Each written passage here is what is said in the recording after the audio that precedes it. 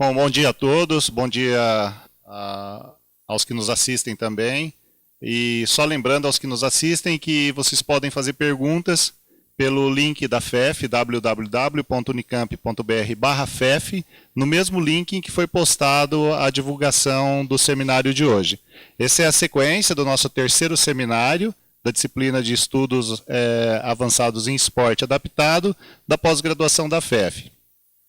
Hoje nós teremos a presença da professora doutora Paula Teixeira Fernandes, professora da Faculdade de Educação Física, psicóloga, tem mestrado, doutorado e pós-doutorado pela Faculdade de Ciências Médicas. Hoje é professora do Departamento de Ciências do Esporte da Faculdade de Educação Física, Unicamp, e atua na área de Psicologia do Esporte e Neurociências. E nós teremos a presença também da aluna de mestrado, Natane Nunes, em Educação Física Adaptada, que tem graduação aqui pela Universidade Estadual de Campinas e em Ciência do Desporto e Educação Física pela Universidade de Coimbra, juntamente com o grupo que está responsável pelo seminário, a Silvia Maeda, o João Guilherme e o Hélio Yoshida. Elas têm entre 40 e 50 minutos total de seminário e depois vocês podem nos enviar as perguntas de dúvidas e nós estaremos respondendo juntamente com a professora Paula e a Natane. Então, muito obrigado, Paula, por ter aceito o convite. Obrigado, Natane, ao grupo da Natane. Então, nesse momento, eu convido a Natane, que vai fazer uma exposição inicial, e depois, na sequência, a professora doutora Paula.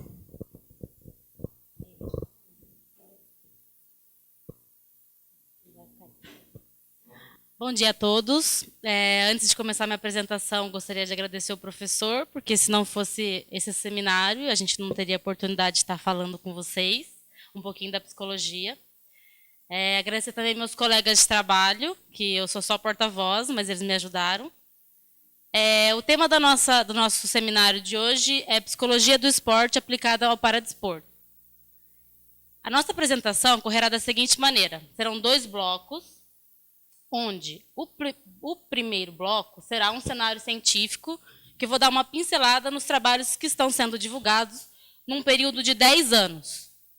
E o segundo bloco será a fala da professora Paula, né, que ela vai dizer alguns aspectos da psicologia, a aplicabilidade da psicologia e a importância da psicologia do esporte, tanto no esporte de alto rendimento como no paradesporto, entre outras coisas. Bom, dessa maneira, para ilustrar um pouquinho a apresentação e vocês entenderem um pouquinho melhor, o grupo fez 2 buscas, 2 pesquisas, com as mesmas bases de dados, porém com palavras-chave diferentes. As bases foram 2 palavras-chave. A primeira palavra-chave foi psicologia e futebol. Por que futebol?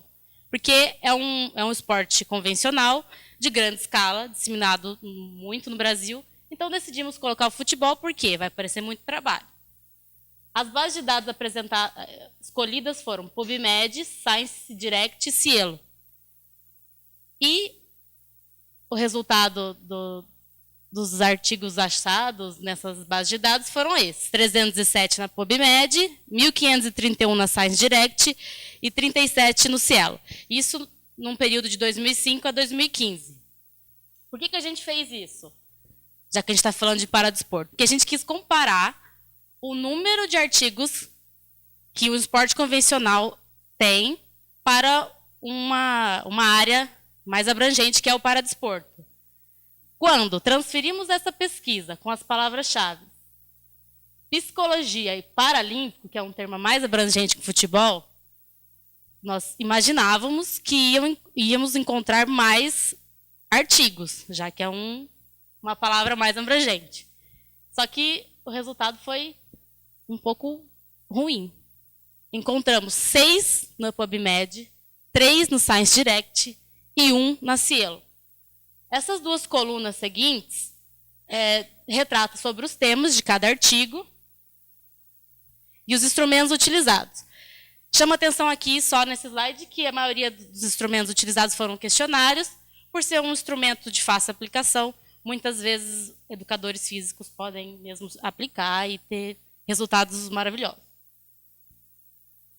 Paralela a essa nossa pesquisa, já que a gente já demonstrou que tem poucos trabalhos, nós encontramos um artigo de revisão, que é esse aqui, que esses autores fizeram mais ou menos a mesma coisa que a gente, porém eles não compararam com o esporte convencional. Eles só fizeram uma revisão sistemática do que está falando da psicologia e de atletas paralímpicos. Ele é de 2012, esse artigo. Ele fez com 5 bases de dados diferentes, essas aí, e 5 palavras-chave: atleta, deficiência, Paralimpíadas, psicologia e esporte. Qual era o objetivo desse artigo? Era fazer uma revisão sistemática da literatura sobre variáveis psicológicas e atributos em atletas paralímpicos, mais ou menos o que a gente também estava procurando. O que ele teve como resultado? Ele só teve 16 artigos encontrados, e a gente teve 10, então assim, também é pouco. E as temáticas emergentes foram participação, motivação e objetivo, imagens mentais, estresse e coping, personalidade, atitudes em relação a outros do grupo com deficiência, conhecimentos e atitudes em relação ao doping e transição para a aposentadoria. Esses foram resultados do trabalho dele. E ele concluiu o quê? Concluiu que a literatura psicossocial permanece limitada, existe uma lacuna muito grande de conhecimento, e isso é péssimo, porque sem publicação, sem conhecimento, não conseguimos passar e divulgar a informação para uma equipe ou para atletas, o que seja. E eu acho que o que mais importante da conclusão dele foi esse segundo ponto, onde ele observa que o perfil psicossocial complementa o conhecimento fisiológico e tecnológico existente. Eu tenho um exemplo desse aqui, que é a variável estresse.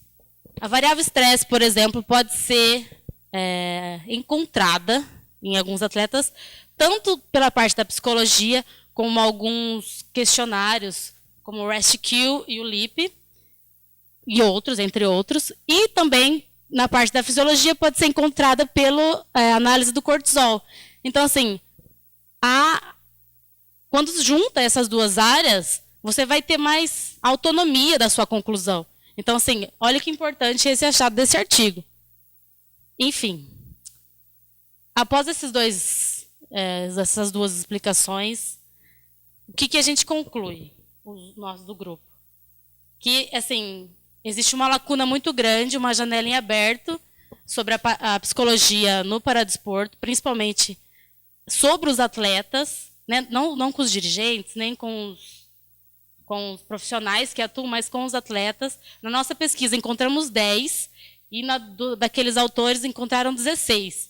Então, em 10 anos, foram 26 artigos publicados. Então, agora, com esses resultados nada favoráveis, a professora Paula Fernandes vai dizer que a gente precisa publicar mais e que quão importante esse assunto é para ter tão poucos artigos publicados. Então, por favor, professora Paula Teixeira Fernandes.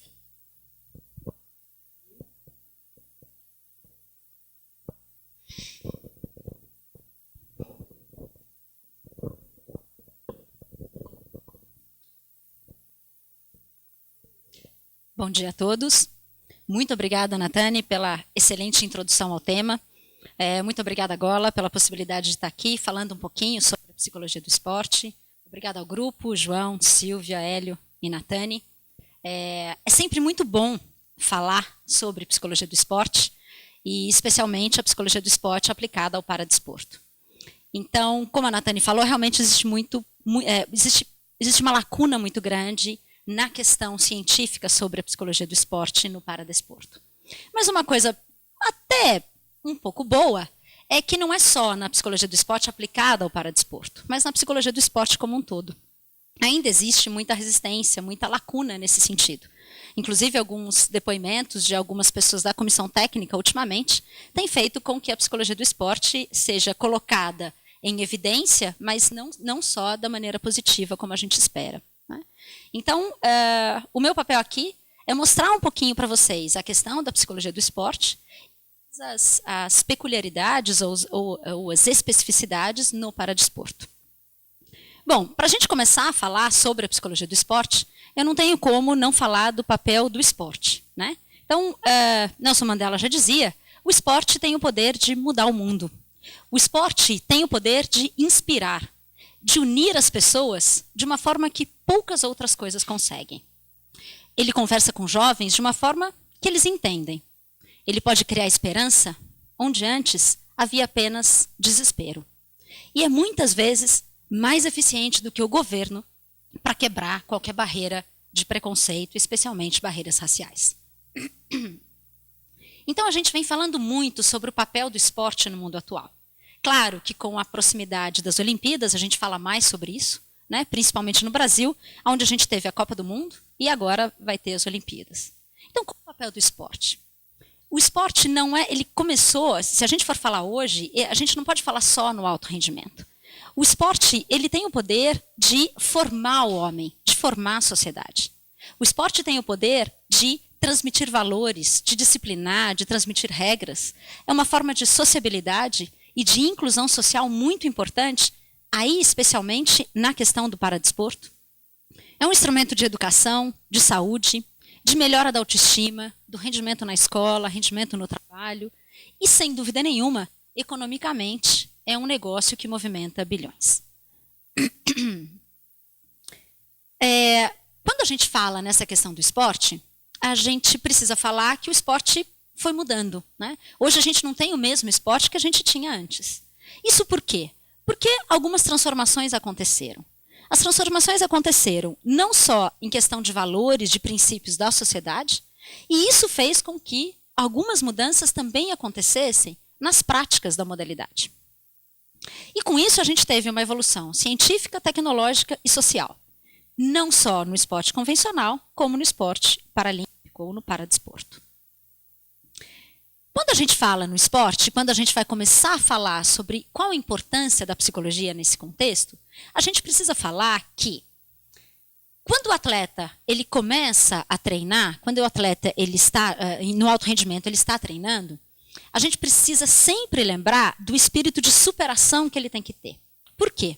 Porque hoje ele pode ter a melhor marca, mas essa melhor marca amanhã já não é a melhor marca. As coisas precisam seguir e sempre ele precisa estar superando. Então, conhecer esse limite é fundamental para que a gente melhore o rendimento desse atleta. E nesse sentido, conhecer esse limite não é só para o atleta. A comissão técnica também precisa fazer parte, também precisa entender tudo o que está em volta para conseguir realmente propiciar e proporcionar o melhor desenvolvimento dessa superação. Quando a gente fala disso, é muito fácil a gente definir um bom atleta. Né?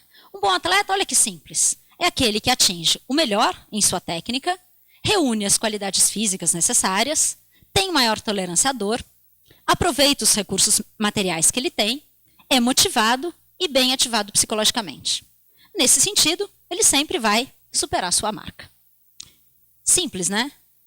A gente sabe que não é assim, a gente sabe que não é simples, mas esse é o nosso objetivo, principalmente o objetivo da psicologia. Importante falar que quando nós falamos nessa questão de superação, de evolução, tudo, a gente não está falando só numa evolução esportiva. Quando a gente melhora o atleta, a gente não está melhorando só o atleta com relação ao esporte que ele está praticando. A gente está melhorando enquanto pessoa. Porque todas as competências que a gente treina no esporte, a gente pode transferir essas competências para o dia a dia. Então, o esporte ele propicia também uma evolução humana, uma evolução da pessoa como ser integral. Principalmente no alto rendimento, a gente sempre vai falar do esporte, do primeiro colocado como sendo o favorito, o lindo, maravilhoso. E geralmente o segundo, o terceiro lugar, eles são colocados como derrotados. O que, na verdade, piora toda a situação dessa superação, de todo o estresse que tem em cima desse atleta. E aí vem uma pergunta, né? Será que toda vitória significa êxito? Será que toda derrota significa um fracasso? Provavelmente não. Né? Muitas vezes, a vitória, o atleta pode até ganhar. Ele até ganha aquela competição.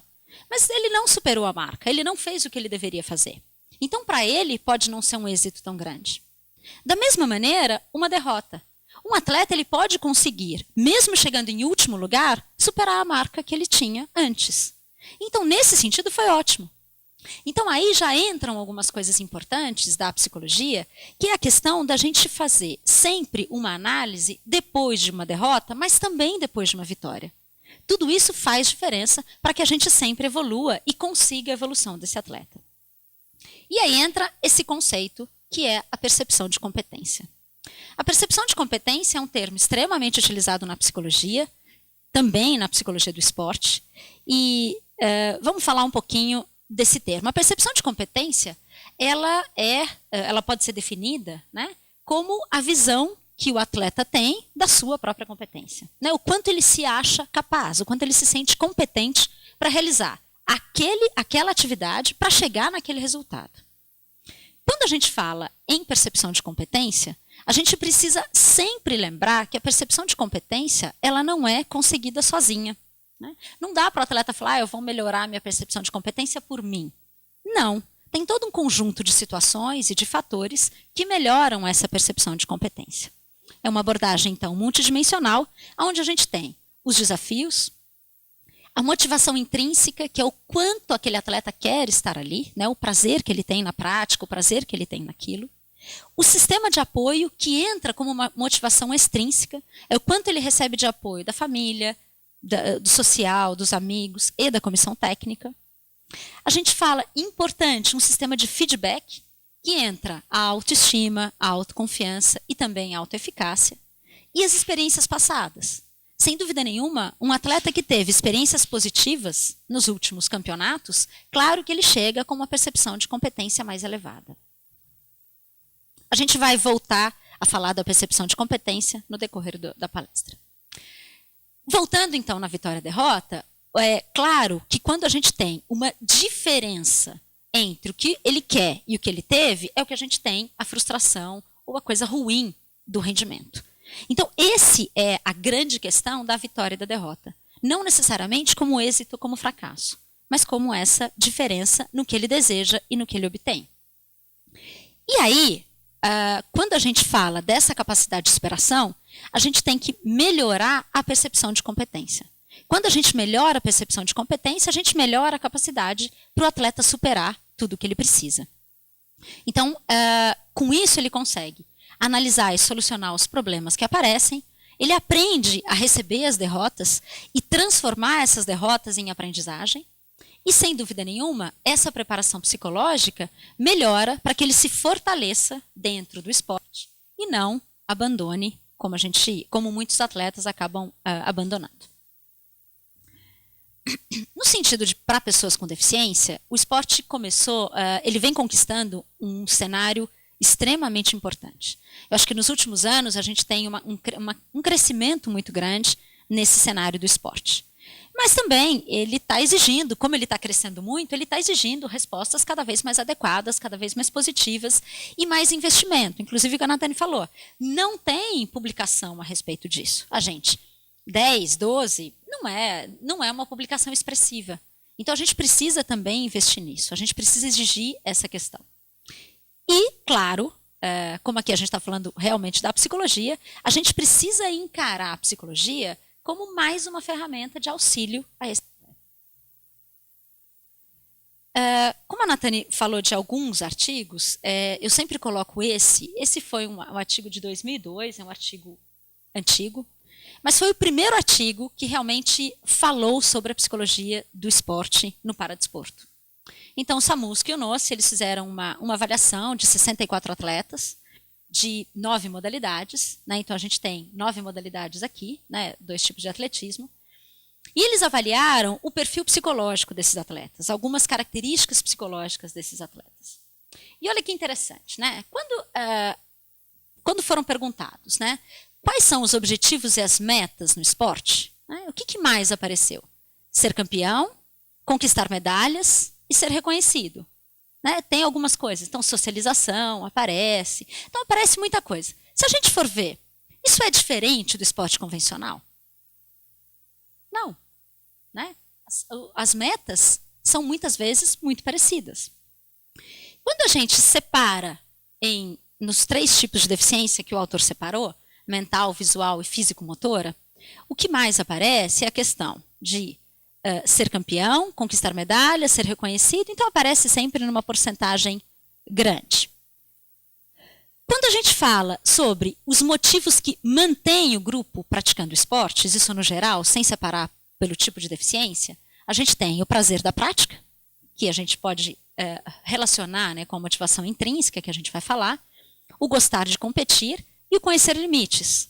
Né? Então, é interessante a gente ver que os motivos, a motivação é muito alta e é muito parecida com o esporte convencional. Mas a gente precisa fazer alguns detalhes, algumas particularidades nesse paradesporto. Então, quais são as conclusões desse artigo lá de 2002 e que hoje a gente está vendo que está acontecendo, principalmente no âmbito científico? Né? Então, o que eles sugerem, né, a partir dessa análise desse perfil? Que se crie comissões interdisciplinares, né, para ter o acompanhamento científico. Né? A utilização de mais testes psicológicos, mas para isso a gente precisa conhecer quais são esses testes, né, e tentar ver o que a gente pode usar. Os cursos de capacitação para técnicos, né, mas que incluam a psicologia do esporte, porque o que a gente tem hoje são cursos de capacitação que a psicologia não existe, né, então a gente precisa colocar a psicologia, né, para melhorar o entendimento, mais técnicas de motivação e de comunicação. E, sem dúvida nenhuma, incentivar a pesquisa na área da psicologia do esporte, que é a conclusão da introdução que a Natane falou do grupo aí. Então, nesse sentido, algumas perguntas vêm sempre à tona quando a gente fala em psicologia do esporte. Né? Então, vem aqui. Será que o rendimento de alguns atletas é melhor do que outros? A gente sabe disso. Mas por quê? Será que é uma questão física, técnica, tática ou psicológica?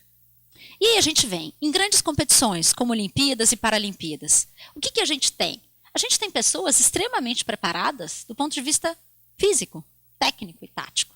Geralmente, essas pessoas estão no mesmo nível. Elas estão nas Paralimpíadas. Né? O que às vezes pode ser o diferencial, pode ser uma questão de como lidar com o estresse, como lidar com a torcida. Aqui no Brasil, esse vai ser um ponto super importante, a torcida vai estar lá.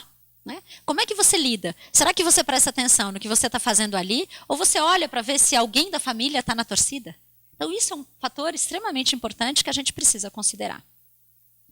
Alguns atletas não conseguem manter a concentração no período todo.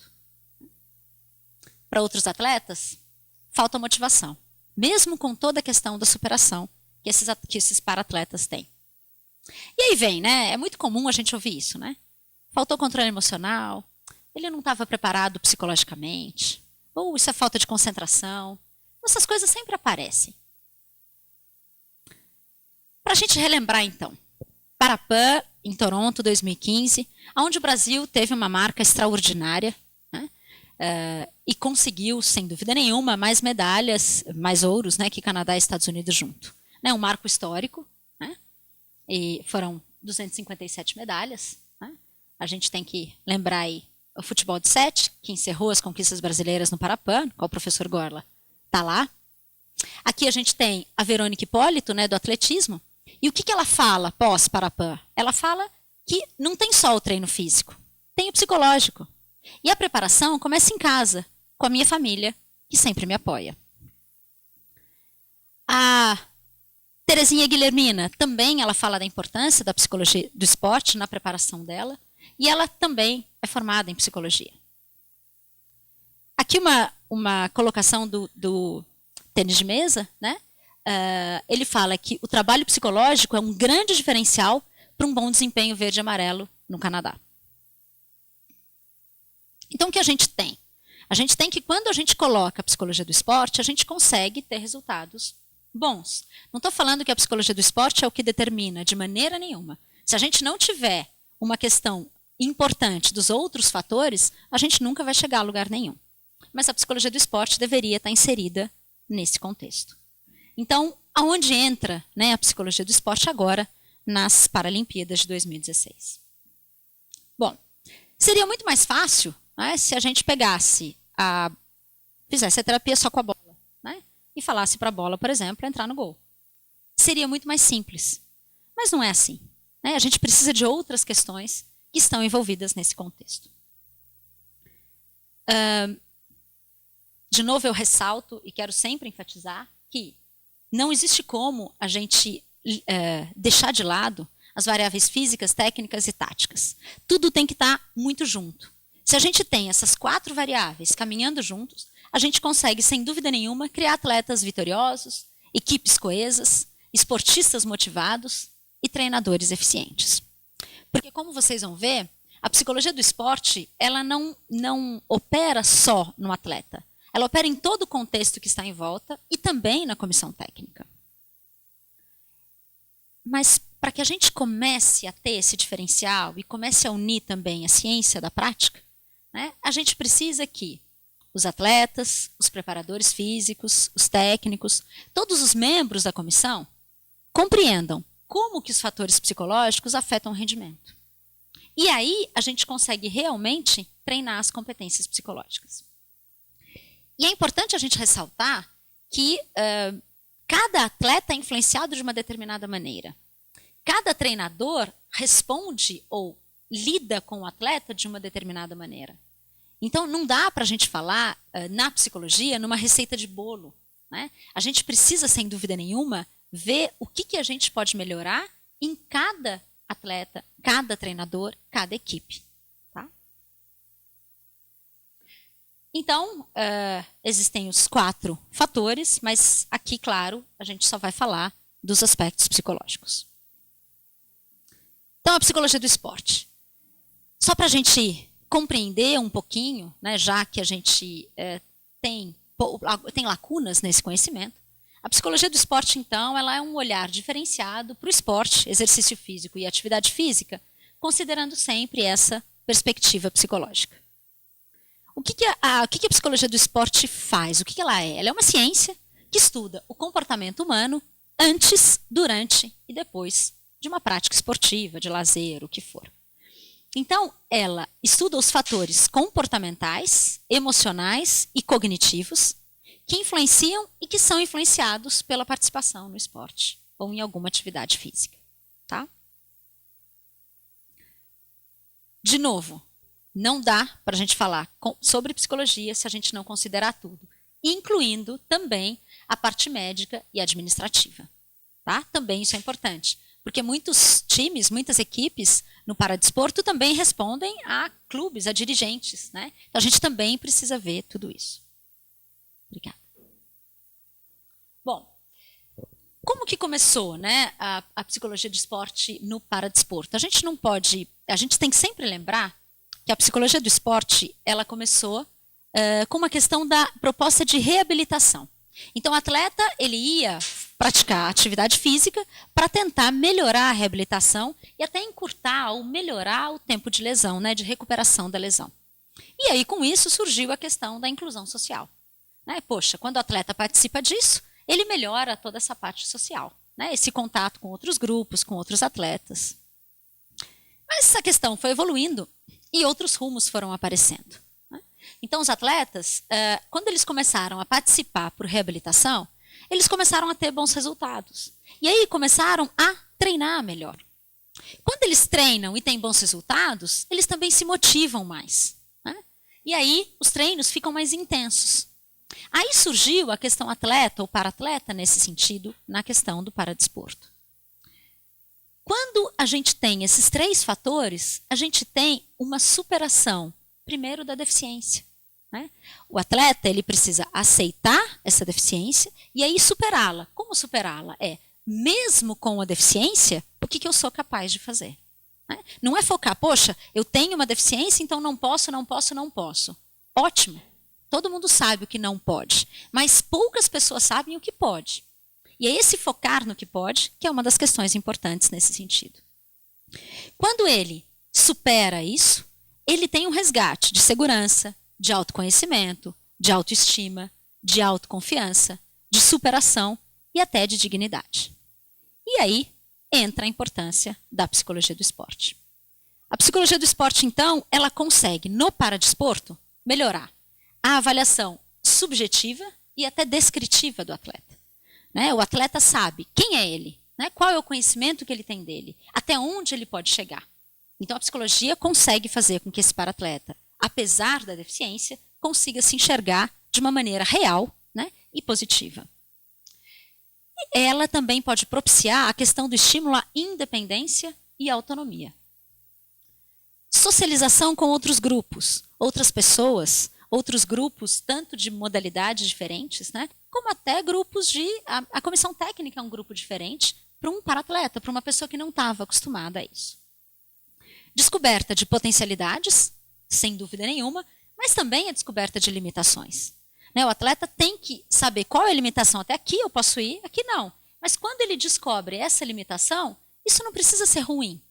Né? Porque ele já descobriu tantas potencialidades que a limitação é simplesmente uma questão fácil de lidar.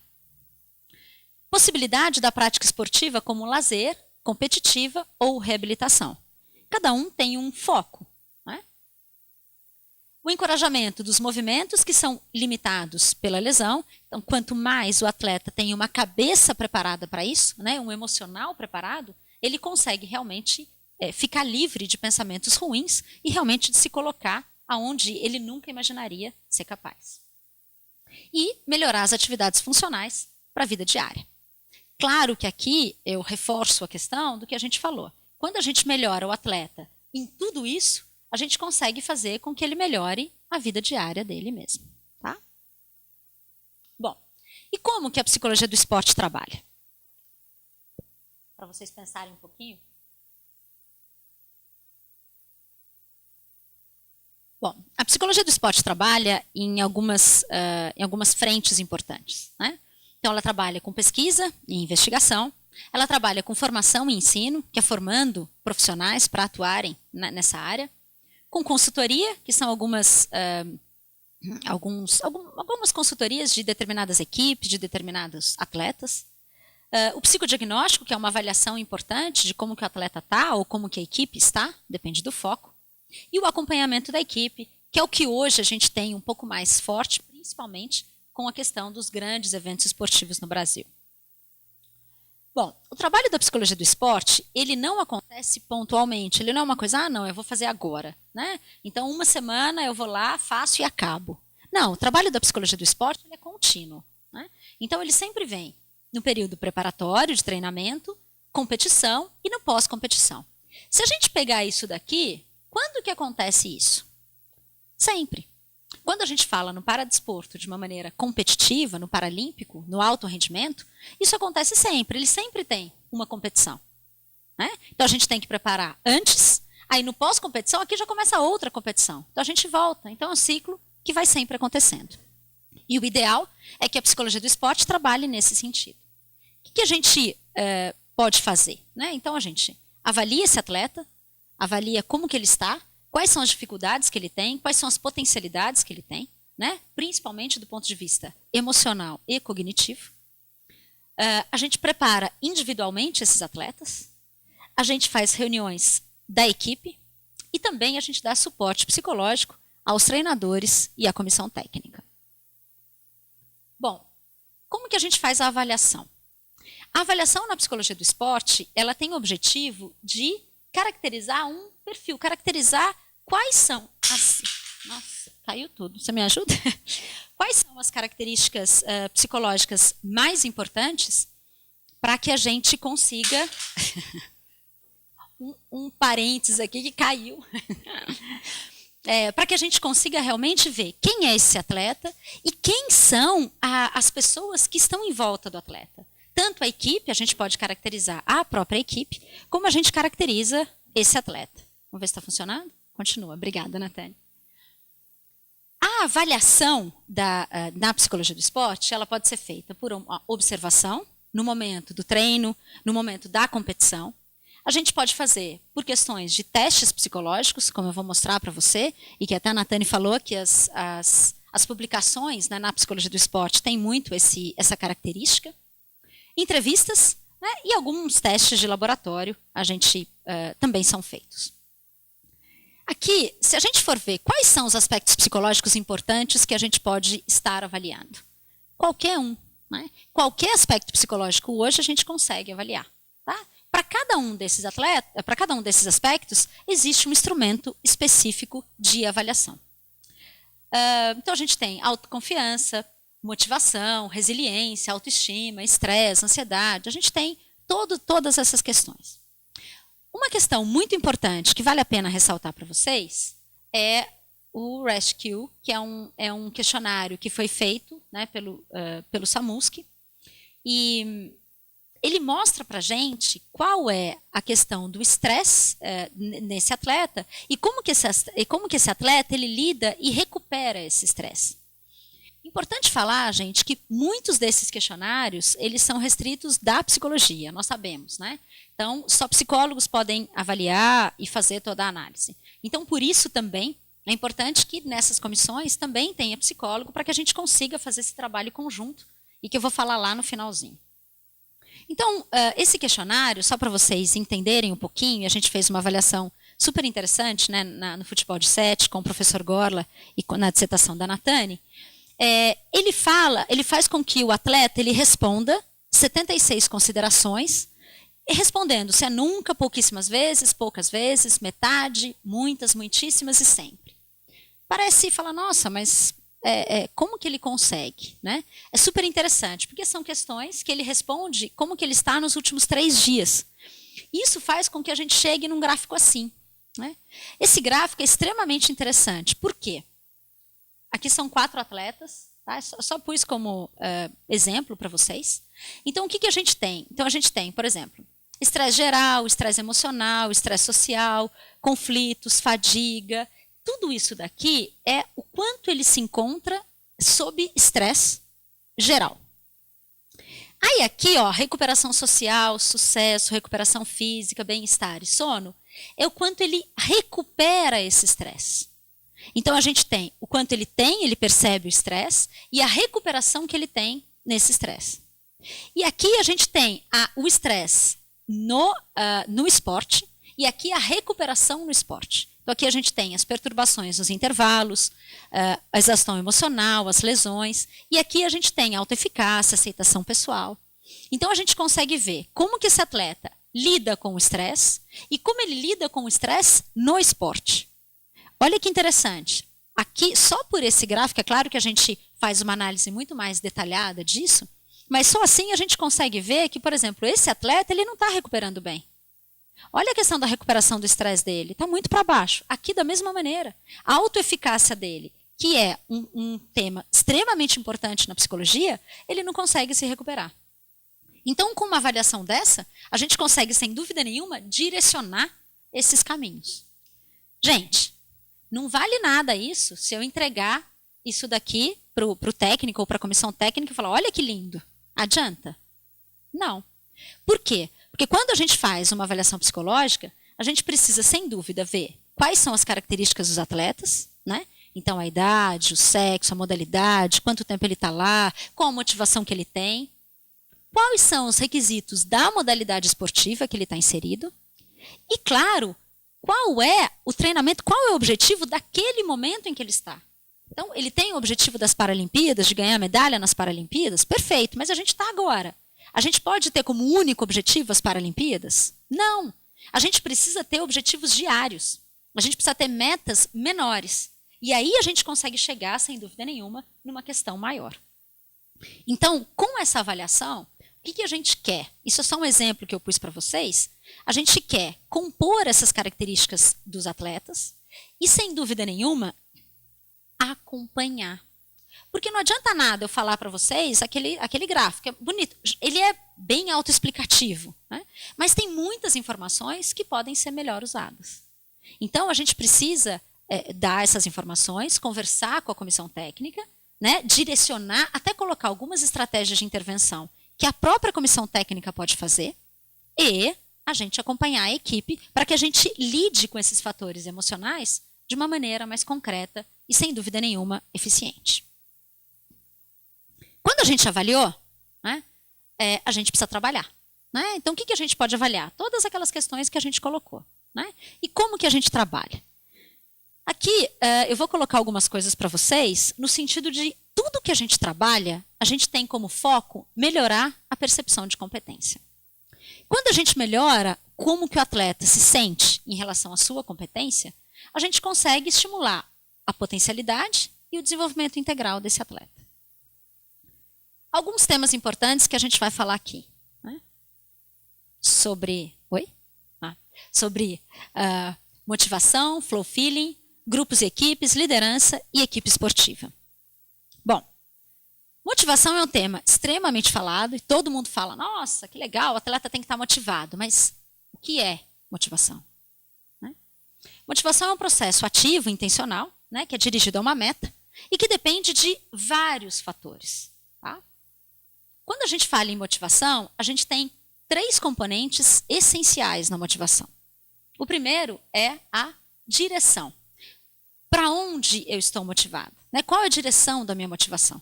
Né? Qual é o objetivo? Qual é a intensidade? Poxa, eu estou motivado, sim, para ganhar uma medalha nas Paralimpíadas. Eu estou super motivado. Mas qual a intensidade dessa minha motivação? Eu treino uma vez por semana e está tudo bem. Será que é tão intensa essa motivação nesse sentido? Então, a gente precisa entender qual a intensidade. E aí, qual a persistência? É muito fácil a gente começar a se motivar no início. É muito fácil, essa motivação é muito grande. Mas a persistência dessa motivação é fundamental. O que a gente vê, só dando um exemplo corriqueiro, a gente vê academias de ginástica lotadas nos 3 primeiros meses, principalmente no verão, né? A gente vê os 3 primeiros meses lotados e depois as pessoas param. Por quê? Porque a motivação acaba, não tem persistência. Por que está acontecendo isso? A motivação ela tem um componente muito importante interacional entre os fatores pessoais, intrínsecos, e os fatores externos, extrínsecos. Então, tudo isso favorece a motivação. Então, a minha personalidade, os meus interesses, os meus objetivos, eles se juntam com o professor, com o técnico, com o grupo que está ali junto, com a modalidade, com a medalha que eu ganhei. Tudo isso também motiva. Né? E aí, a gente não tem como falar em motivação no esporte sem falar na teoria da autodeterminação. Claro que só esse slide daria espaço para a gente conversar mais de 1 hora aqui. Mas de uma maneira bem geral, a gente vai falar. A teoria da autodeterminação, ela propõe um contínuo para a motivação, onde a gente vai desde a amotivação até a motivação intrínseca. Ele passa pela motivação extrínseca. O que acontece? As pessoas às vezes não têm motivação nenhuma para realizar alguma atividade física.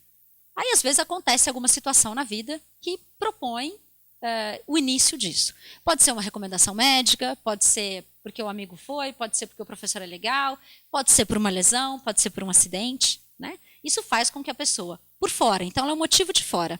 Né? E ela passa por alguns estágios da teoria da autodeterminação até chegar na motivação autônoma ou autodeterminada. Quando a gente passa só porque o médico mandou, só porque é para melhorar a saúde, só de fora, quando a gente passa daqui, passando por tudo isso e chega numa questão, poxa, eu vi a importância do exercício físico para minha saúde, para minha vida, eu não consigo mais ficar sem ele. Então, quando a gente transforma esse extrínseco numa questão autônoma, autodeterminada, é o que a gente tem para a persistência e para a intensidade dessa motivação. Então, qual o papel do treinador, do professor, da comissão técnica nessa teoria da autodeterminação?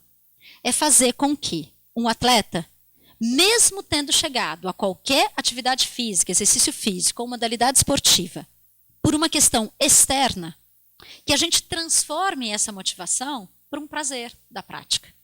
E com que a gente consiga fazer com que esses fatores intrínsecos apareçam e que o atleta tenha a motivação autônoma. Então, eu faço independente. Eu posso ganhar medalha? Claro, é meu objetivo. Vai ser uma motivação externa, sem dúvida nenhuma. Mas eu faço porque eu gosto, porque eu quero, porque eu gosto de superar limites, porque eu gosto de superar marcas, porque eu gosto disso. Então, é o prazer. Quando a gente chega nisso, a gente tem uma persistência importante. Bom, quando a gente chegar nisso, sem dúvida nenhuma, um atleta motivado de uma maneira autônoma, ele tem entusiasmo, atenção, ele melhora o gesto motor, ele tem melhor autoestima e melhor autoconfiança, e sem dúvida nenhuma, o rendimento vai melhorando. Quando ele tem isso, ele se motiva mais. E tudo isso vira um ciclo que a gente não precisa quebrar. A gente precisa cada vez mais incentivar. Quando a gente tem tudo isso rodando muito bem, a gente tem uma percepção de competência extremamente elevada. que é o que a gente precisa para manter esse atleta cada vez mais eficiente e cada vez mais feliz, né? A gente não pode esquecer disso. Flow feeling. Alguém já ouviu falar em flow feeling? Também chamado como estado de fluxo. É um tema mais difícil ainda de estar na literatura. Mas o que a gente vê? O flow feeling é um estado de fluxo extremamente importante para atletas. E eu vou falar que é especialmente importante no paradesporto, né? Então, o flow feeling, a motivação, ele está muito ligado, né, à motivação, que é a questão de alcançar sempre metas pessoais, né, ter satisfação no que realiza, ter motivos autônomos para os comportamentos, que é o que a gente acabou de falar. Quando a gente tem um atleta assim, a gente tem um envolvimento com alto grau de motivação, de entusiasmo. E é interessante que quando um atleta está nesse estado de fluxo, né, nesse flow feeling, toda a atenção dele é dirigida para alcançar a meta. Não interessa qual seja a meta, mas tudo ele está lá para alcançar a meta. Então, não tem ameaça que apareça que ele não consiga superar. Ele está tão focado, ele está tão concentrado, e ele está tão imerso naquela situação, que ele flui. Exatamente, ele flui, né? É o fluxo mesmo. Para que a gente tenha flow feeling, né, a definição desse nome bonito é de 2002. O flow feeling é um estado de consciência no qual a pessoa fica totalmente absorvida pelo que está fazendo, até conseguir excluir qualquer pensamento ou qualquer emoção que atrapalhe, que incomode esse alcance dessa meta. Tá? Então, essa imersão nessa atividade que ele está fazendo. Então, o flow feeling, para existir o flow feeling, a gente precisa ter o prazer, né, como a gente falou, se ele está tão absorvido, tão imerso, né, o prazer é importante. Ele tem que ter um equilíbrio entre habilidade e desafio, né, o quanto ele se considera capaz e o quanto ele quer ser desafiado a cada momento. Os objetivos claros, e aqui é fundamental, principalmente para a comissão técnica. Né? A comissão técnica precisa colocar para o atleta qual é o objetivo daquele treino, daquele dia, daquele período de treino, daquele microciclo, daquele macrociclo. A gente precisa ter isso. Muitas vezes a gente tem atletas que não sabem por que eles estão treinando de determinada maneira. E isso faz com que o atleta não entenda todo o contexto que ele está inserido. O feedback positivo interno, fusão, ação e atenção, né, que é o que a gente falou, ele tem uma concentração tão grande na tarefa que ele esquece o que está acontecendo à sua volta. Né? Perda da noção de tempo, né, ele nem sabe quanto tempo passou. E alegria espontânea é intrínseco, né, é aquele prazer intrínseco, é aquela motivação interna, autônoma, que é autodeterminada. Bom, quando a gente fala em grupos e equipes, aqui parece um tema extremamente corriqueiro, mas é extremamente importante quando a gente fala em equipes, principalmente de alto rendimento. A gente vê que alguns times, algumas confederações, elas não trabalham em equipe. Gente, isso é básico. É tão básico, quer dizer, a gente acha básico, mas não é tão básico assim. Porque algumas pessoas ainda insistem em trabalhar como grupos. Né? E aqui, sem dúvida, não tenho um exemplo melhor, né? Mas a gente tem aqui as equipes que jogaram na última Copa do Mundo. Então, se a gente for ver, a gente tem aqui pessoas que fizeram diferença. Né? Então, a gente tem o Cristiano Ronaldo, a gente tem o Neymar, a gente tem o Messi. E aqui a gente tem um time. Né? Essa é a diferença. A gente não pode colocar tudo nas mãos de um único atleta, de uma única pessoa, quando a gente está falando em equipes. Até porque talentos, eles podem vencer jogos, e eles vencem jogos. Né? Quando a gente tem talento, ele vence um jogo, ele vence 2, mas dificilmente ele vence campeonato. Por quê? Porque o campeonato é muito mais do que 1 ou 2. Né? Tem todo um contexto. Tá? Então, quando a gente fala em grupo e equipe, a gente precisa lembrar que toda equipe é um grupo, mas nem todo grupo é uma equipe. A equipe, gente, é uma formação especial do grupo. Né? Para que a gente tenha equipe, a gente precisa ter identidade coletiva. Né? Somos nós. Né? Todo mundo responde como nós. Então, não é porque eu quero ganhar o título, é porque nós queremos, a equipe quer. Não é porque eu quero fazer isso, não, nós queremos. Claro que cada um tem seu papel. E aí a gente vem, os papéis são extremamente específicos. Para se trabalhar em equipe, não precisa que todo mundo faça a mesma coisa. Isso não existe. Cada um tem seu papel específico dentro desse contexto. A comunicação é muito bem estruturada, no sentido que todo mundo fala a mesma linguagem, né? As normas são estabelecidas. Então tem que ter regra, tem que ter disciplina. O que muitas vezes não acontece quando a gente fala em grupo. Né? Grupo, cada um faz o que quer. Não, hoje eu não quero treinar. Não, não existe isso. Né? As regras, a disciplina tem que ser bem estabelecida. Mas, quando a gente fala em formação da equipe, esse é um processo evolutivo. Demanda tempo, demanda empenho, né, de todo mundo que está envolvido. Quando a gente fala do esporte, né, a gente deveria só falar em equipes esportivas, né, e não em grupos. Então, a gente precisa ter uma interação importante entre atleta e comissão técnica. Essa é uma questão importante por quê? Porque muitas pessoas acham que são duas coisas completamente diferentes. E não. Atleta e comissão técnica é uma equipe só. Com papéis completamente diferentes, né? cada um no seu quadrado, como se fala, mas o que a gente precisa ver é que existe interação. Não dá para o atleta querer uma coisa e a comissão técnica querer outra. Não dá para a comissão técnica falar o que tem que ser feito e o atleta não entender. A gente precisa ter essa interação. Né? A gente fala isso justamente porque a gente vê nas equipes esportivas que isso acontece. Então tem que ter uma interação, o equilíbrio das necessidades individuais com as da equipe. Né? A minha necessidade individual, quando eu trabalho dentro de uma equipe, precisa estar em segundo plano. O mais importante é o objetivo da equipe. Todos direcionados, né, na questão do nós. Precisa ter liderança, comunicação, compreensão. Precisa ter conhecimento de cada função e de cada pessoa que está ali. Né? E tem que ter uma unidade. Né? Tem que ter tudo funcionando como uma unidade, não como partes que não se complementam. As equipes esportivas, a gente sabe que é um grupo restrito, tem um número limitado de pessoas. Né? Existe uma forte interação, principalmente nessas épocas de pré-campeonatos, né, pré-competições, onde a convivência é diária. Né? Na verdade, o que a gente tem muito, eles passam muito mais tempo com a equipe do que com a própria família, né, nesses treinos aí. Então, o que a gente vê muito é que evolui enquanto grupo, mas a gente precisa buscar essa evolução enquanto equipe. Né? E tem regras, tem normas e tem valores. E aí, gente, vem uma questão importante.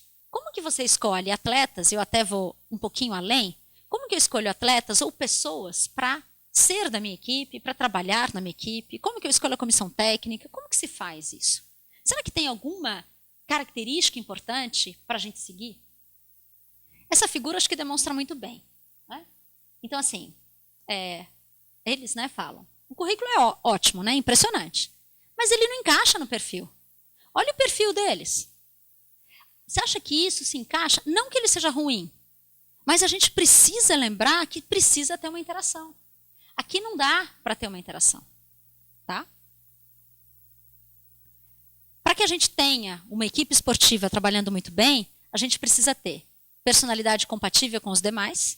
Claro que às vezes algumas pessoas se sobressaem positivo ou negativamente, né? Aí a psicologia também ajuda um pouco. Mas o ideal, as características têm que se aproximar de todo mundo que participa da equipe. Não dá para você ter uma pessoa totalmente contra tudo que você faz. Né? E responder às demandas do time, do clube e dos líderes. É fundamental que a gente tenha isso.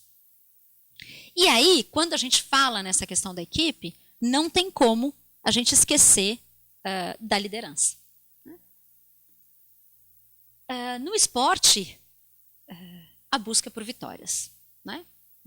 Como a gente está falando, num período pré-Olimpíadas, pré-Paralimpíadas, é vitória. Todo mundo quer uma medalha nas Paralimpíadas. Né? Todo mundo está buscando isso. Esse é o grande objetivo. Né? Então, existe uma pressão muito alta para o alcance dessas conquistas. E é o líder que vai mediar todo esse estresse, todo esse conflito, tudo o que acontece diante dessa pressão tão alta. Então, ele vai minimizar essas pressões, ou chamando para si, né? Ou realmente distribuindo entre todos, né? Mas lidando melhor. Por quê? O que a gente precisa é não ter a quebra da estrutura do funcionamento dessa equipe. Liderar é ser capaz de modificar e mobilizar crenças, atitudes e comportamentos de outras pessoas, sempre orientando e organizando as ações em direção a essa meta. Liderar, gente, é estabelecer objetivos possíveis de serem alcançados, né? Então, de novo eu falo, nós precisamos trabalhar com objetivos diários, semanais, mensais e aí vai. A gente precisa sempre trabalhar com objetivos a curto, a médio e a longo prazo. Então agora, qual é o objetivo nosso quando a gente trabalha com equipes paralímpicas agora? É medalha nas Paralimpíadas, não tem como. Mas esse é o último. Então como que a gente caminha para ganhar isso, para ter isso? O trabalho é diário. Qual é o treino de hoje? Como que a gente precisa estimular esse atleta para que ele melhore o treino de hoje? Como que a gente melhora essa percepção de competência para que ele se sinta cada vez mais confiante, cada vez mais motivado? Então, é isso que precisa ser feito diariamente para que a gente consiga o objetivo maior. Então, algumas características importantes de liderança, né? Então, a gente tem ter respeito, ter proatividade, servir de exemplo é uma questão extremamente importante em equipes. Então, muitas vezes o técnico, o preparador físico, o fisioterapeuta, sei lá quem, coloca uma regra, mas ele mesmo não segue a regra. Então, não dá. Se vai chegar às 8 horas, todo mundo tem que chegar às 8, independente de quem seja. Então, são coisinhas pequenas, mas que fazem muita diferença quando a gente fala do bom funcionamento da equipe e da liderança. Né? Princípios éticos e honestidade, saber persuadir em relação às metas, ser carismático, se comunicar bem, competência, né? Todo mundo tem que ser competente no que faz, possuir empatia e prestígio com o grupo e ter autocontrole. Ninguém quer um líder que se descontrole emocionalmente num momento decisivo. Porque senão ele leva todo mundo para esse descontrole. Independente do estilo de liderança que a gente tem, né? Então a gente pode ter a liderança autocrática, a democrática, a permissiva que tudo pode, ou a situacional. Independente desse estilo, de qual é o ideal nesse sentido, o que a gente precisa é saber que esses estilos eles podem se misturar. Em alguns momentos você precisa ser mais autocrático e passar a informação. Em outros momentos, você precisa ser democrático e compartilhar como é que vai ser o próximo passo. Né? Então, esses estilos se misturam para quê? O que a gente precisa é analisar a situação, os atletas, e perceber aquele momento, aquela ação que você pode fazer para ter eficiência daquela competição, daquele jogo, daquele treino. Tá? Então, o que a gente precisa ter no líder é uma habilidade para observar e variar o comportamento, conforme a situação e conforme o comportamento dos atletas. Se vocês estão perdendo, é uma atuação. Se está ganhando, é outra atuação. A gente precisa também ver isso. Se a gente vê que o atleta está motivado, continue, persista. Mas se vê que ele está desmotivado, a gente tem que colocar algum tipo de motivação externa para que ele consiga ter a motivação e continuar no rendimento. Qual a moral da história até aqui, né, gente? Não basta o profissional que trabalha com o esporte ter apenas conhecimento sobre a modalidade, sobre a especialidade do esporte. A gente precisa um pouquinho mais. A gente precisa ter boas noções de motivação, de flow feeling, de equipe, de liderança.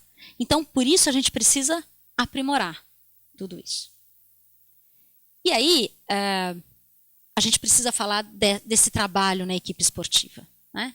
Então, a gente tem várias maneiras de se trabalhar dentro de uma equipe esportiva. Né? Eu acho que todos vocês já sabem, já ouviram bastante a gente falar dos trabalhos, né? Multidisciplinares, interdisciplinares e transdisciplinares. Claro que aqui eu não quero dar uma aula sobre isso, mas é só para falar que o que a gente precisa na questão das equipes é que a gente converse com todo mundo. Então, não adianta ter um atleta que passa pelo psicólogo, pelo fisioterapeuta, pelo médico, pelo nutricionista, sem que esses profissionais conversem com o técnico, com o preparador físico. Senão, não adianta. Todo mundo tem que saber. Então, assim, em equipes, você tem uma lesão em algum atleta, todo mundo tem que estar sabendo qual é a lesão, para onde vai isso e como que a gente pode lidar juntos para que ele tenha uma recuperação melhor, um tempo menor e uma eficiência melhor dessa recuperação. E muitas vezes todo mundo trabalha as equipes são imensas, tem várias pessoas, vários profissionais, mas cada um assim. Né? A gente precisa juntar um pouquinho tudo isso. Né? Por quê? O que a gente tem no nosso mundo atual é um pensamento sempre fragmentado. Nossa, eu sei isso e ponto. É tudo muito dividido. Né?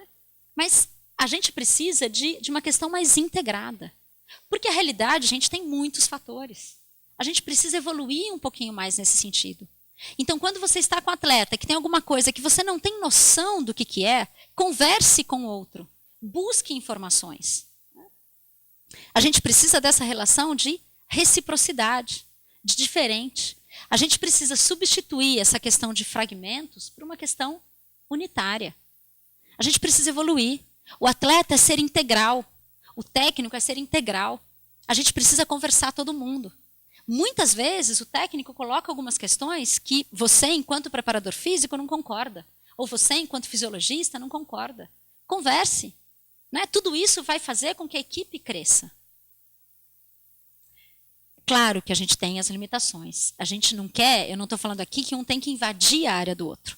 Mas você precisa saber até onde você pode ir e até onde o outro pode contribuir com você. Então, essa questão, cada um no seu quadrado, é fundamental. Mas esses quadrados precisam interagir um com o outro.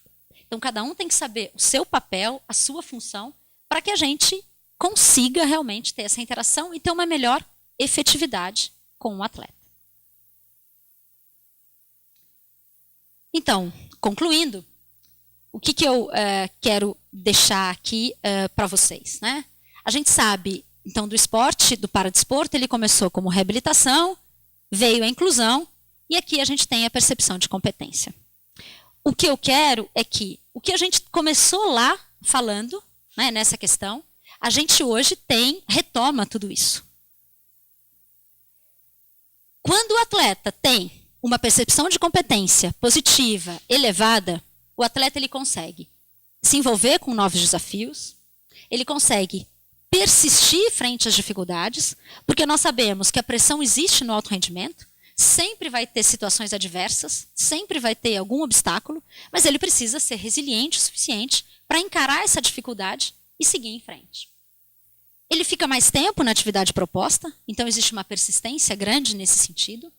Ele confia na própria capacidade e ele tem elevada percepção de sucesso. Como ele se sente competente, ele faz tudo isso que a gente falou agora e realmente ele tem o desempenho, o rendimento muito melhor.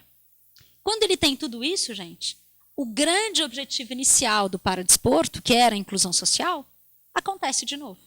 Né? Então é um ciclo que acontece de uma maneira extremamente positiva e extremamente eficiente. A gente nunca pode esquecer que o atleta é um ser integral, funcional, e funciona como um sistema funcional complexo e integrado. Nada é sozinho. Então, quando você melhora uma coisa no seu atleta, você está melhorando todo um conjunto de situações que acompanham esse atleta. E, claro, o bom profissional é aquele que faz bem feito, que acredita no que faz, que estuda, que se prepara. O bom profissional é positivo, é realista, é resiliente, é determinado. Cuida da saúde e serve de exemplo. Então, o que a gente quer é que você, que trabalha com atleta, faça isso. Porque esse exemplo serve também para que seu atleta siga. E como mensagem final, eu só gostaria de falar que quem sabe o que está fazendo, quem confia no que faz, quem sabe aonde quer chegar, sem dúvida nenhuma, gente, encontra o caminho certo e o jeito de caminhar. Obrigada.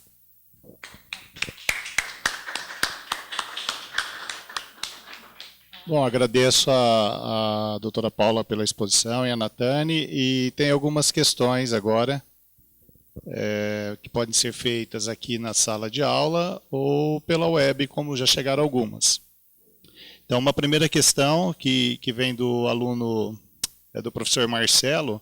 O Marcelo ele faz doutorado na Universidade de Barcelona e está nos assistindo lá agora. E ele faz uma pergunta a Paula. Existe diferença no desenvolvimento do acompanhamento psicológico enquanto a característica do atleta, idade, gênero, experiência, modalidade ou deficiência? Sim. Na verdade, o que a gente faz? Os aspectos psicológicos que a gente pode avaliar, eles dependem dessa avaliação inicial. Então a gente vê, será que esse atleta é um atleta que lida bem com ansiedade, que lida bem com o estresse, ou não? Ele tem uma motivação ótima, mas ele não consegue. Quando ele chega em quadra, quando ele chega numa competição, ele treme, a ativação dele é totalmente negativa. Então a gente primeiro faz essa análise, independente da idade, da modalidade. Então essa análise é individual. Então a gente faz essa caracterização e a partir disso a gente trabalha. Claro que a gente precisa considerar nesse trabalho qual é a característica da modalidade. Então o que aquela modalidade exige? Exige que eu chegue um pouco mais ativado psicologicamente? Ou exige um foco, uma concentração tão grande que eu preciso de uma ativação menor? Então quando a gente faz essa avaliação inicial, a gente põe cada atleta é totalmente específico, mas a gente melhora tudo isso de acordo com a caracterização da modalidade. E claro, quando a gente avalia essa questão inicial, a gente está falando também da deficiência. Tá, outra questão aqui de Londrina, no Paraná. Ao seu ver, como se encontra a psicologia do esporte no Brasil em termos de aceitação, reconhecimento e aplicação? Bom, eu acredito que ela está muito melhor do que há 5 anos atrás. Vou colocar um período curto de tempo, mas eu acho que ainda tem muita resistência, né? Então, até citando nomes, né, o Dunga fez uma declaração há 3 semanas, uma declaração muito negativa sobre a psicologia, sobre o papel da psicologia, o que mostra não uma coisa ruim do Dunga, mas uma coisa ruim sobre o que veicula de informação sobre a psicologia do esporte. Então, poucas pessoas sabem o que é realmente a psicologia do esporte, como que ela trabalha. Então, eu acho que ela já está melhorando. Então, a gente tem várias seleções, tanto olímpicas como paralímpicas, que tem psicólogo dentro da comissão técnica. Mas, assim, eu acho que falta ainda. Mas a gente está começando. Eu acho que a gente está engatinhando, se eu for falar em termos práticos da psicologia do esporte, mas eu acredito que a gente chega lá. Uma pergunta do Rio de Janeiro.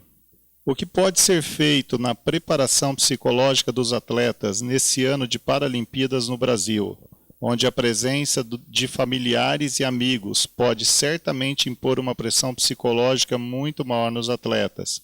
Qual deveria ser o foco dessa preparação psicológica? Fantástico. Eu acho que essa questão da torcida, então eu estou em seleções aí, e o que a gente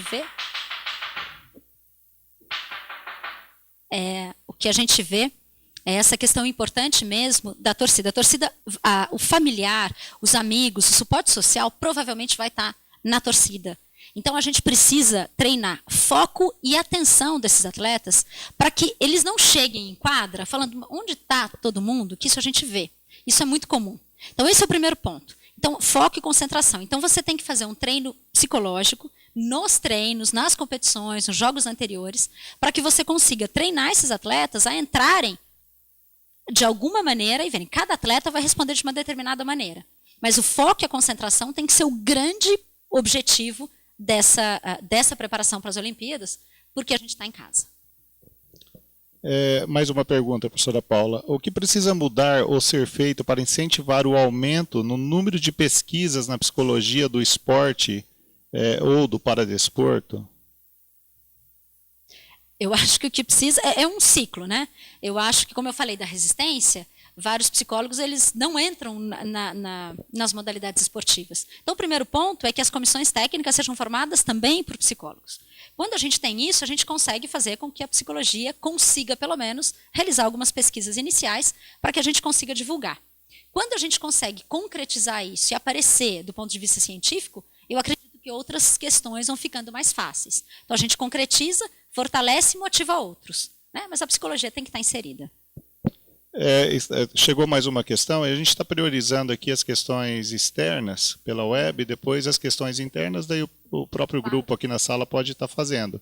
É uma pergunta de Bragança Paulista, da cidade, né? Gostaria de saber como é feito o trabalho para a preparação do final de carreira de um atleta paralímpico. Isso é muito interessante. Na verdade, quando a gente fala do final da carreira, eu não preparo o atleta só para o final, eu preparo o atleta desde que ele começou, que é o que a gente fala das fases da transição da carreira esportiva. O atleta ele precisa começar sabendo que ele tem uma fase de desenvolvimento, de início de desenvolvimento, uma fase de excelência e uma fase de aposentadoria. Então, quando você começa lá no começo, preparando para esse ciclo, a gente consegue lá no final estar muito melhor. Nesse final, quando você não tem esse processo anterior, o ideal é que a gente comece a identificar habilidades do atleta, né, do para-atleta, que ele tenha e que ele possa usar mesmo depois de parar a carreira esportiva. Então, pode ser habilidades ligadas ao próprio esporte, como outras habilidades que ele pode sair do paradesporto e realmente ter alguma atividade importante, remunerada ou não, de alguma maneira. Então, essa análise é fundamental. Mas se a gente for falar do ponto de vista ideal, ele deveria começar esse preparo para a aposentadoria, ele tem que começar lá no início da carreira. Tem uma questão que é sobre o flow feeling. É de fácil alcance num para-atleta, mesmo quando aquele, só um minuto que saiu aqui da página, mesmo quando aquele esporte é novidade na vida dele? Sim, porque na verdade o flow feeling, ele não é pela modalidade, é pelo comportamento do atleta, né, da pessoa, é o quanto ele se sente envolvido com aquilo. Então, mesmo quando ele é novo, se ele tem um prazer, uma motivação, uma possibilidade de alegria praticando aquilo, independe da eficiência. Isso é importante. Quando você tem um estado de fluxo, ele independe do resultado final. Ele é o envolvimento com aquela modalidade, com aquela atividade, com aquele comportamento. Então, por isso que pode ser numa modalidade totalmente nova. E do Daniel, é de Castanhal, no Pará. Deve ser da universidade lá do Anselmo. E ele faz uma questão, se você poderia abordar rapidamente sobre os benefícios do exercício na saúde mental. Bom, já é bem conhecido, na verdade, esses benefícios. A prática de atividade física orientada, ela não é só uma prática assim, eu faço quando eu quero. Não, quando você tem uma frequência importante, geralmente orientada numa intensidade importante, a gente tem melhoras para diminuição da ansiedade negativa, melhora do estresse, melhora de sintomas depressivos, né? Então a gente tem tudo isso. E fora isso, o que hoje está se falando muito e que a gente já tem comprovações científicas, é a importância da atividade física para a melhora da capacidade cerebral. Então não só de uma melhora de regiões cerebrais, então quando a gente tem a prática de exercícios físicos, a gente tem liberação de substâncias importantes que melhoram o humor, melhoram concentração, melhoram memória, então tem tudo isso. E fora isso, hoje, as novas pesquisas mostram que com a prática de exercícios físicos, a gente tem liberação de determinadas substâncias que inclusive aumentam o número de neurônios na região do hipocampo, que é responsável pela memória. Então a gente tem não só uma questão mental em termos de sintomas depressivos, ansiedade, transtornos psiquiátricos, como uma questão muito importante da questão cognitiva. Tem outras questões, mas aí a gente deixa para fazer a resposta, depois pode ser via site, e por conta do tempo a gente vai encerrar, agradecendo ao grupo da Natane, da Silvia, do João e do Hélio, pelas exposições, e a professora Paula por ter aceito o nosso convite. Nós estamos fazendo alguns trabalhos já juntos em relação à psicologia no paradesporto. E lembrando que no dia 31 nós teremos a sequência do seminário, será o nosso quarto seminário. Quem vai estar conosco aqui é o Dr. Alain, da Faculdade de Ciências Médicas da Unicamp, junto com o grupo, que vai estar abordando sobre composição corporal em pessoas com lesão da medula espinhal. Então nós já deixamos o convite a todos para que acessem o link, acessem o site nessa terça-feira, no mesmo horário às 10 horas da manhã. Então muito obrigado a todos.